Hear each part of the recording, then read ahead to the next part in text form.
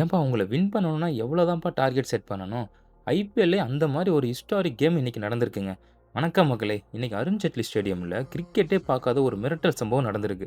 Delhi capitals அடிச்ச 264 runs Punjab kings just 18.5 ஓவர்ஸ்லயே chase பண்ணி ஹிஸ்டரி கிரியேட் பண்ணிட்டாங்க. இதுதான் ஐபிஎல்லோட highest successful run chase. Match முடியும்போது எல்லாரோட வாயும் அடைச்சு போச்சு.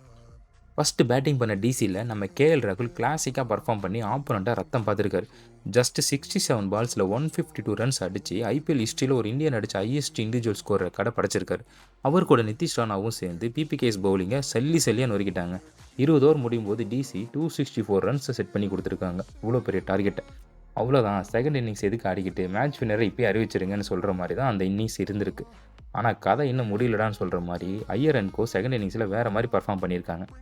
265 சேஸ் பண்ணணும்னா ஸ்டார்ட்டே பயங்கரமாக இருக்கணும். அதை நம்ம பிரம்சிம்ரன் சிங்கும் பிரியான்ஷ் ஆர்யாவும் பக்காவாக பண்ணியிருக்காங்க.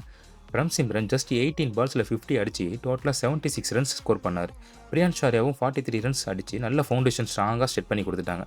டிசி பவுலர்ஸ்க்கு என்ன பண்ணுறதுனே தெரியல. அதுதான் இந்த மேட்சோட முக்கியமான டேர்னிங் பாயிண்ட்டு.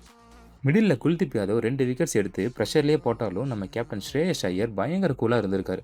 ஜஸ்ட் 36 பாலில் 71 ரன்ஸ் அடித்தது மட்டும் இல்லாமல் அவர் கூட நேகல் வதேராவும் சேர்ந்து அந்த ஸ்பின் சோக்கை உடைச்சிட்டாங்க.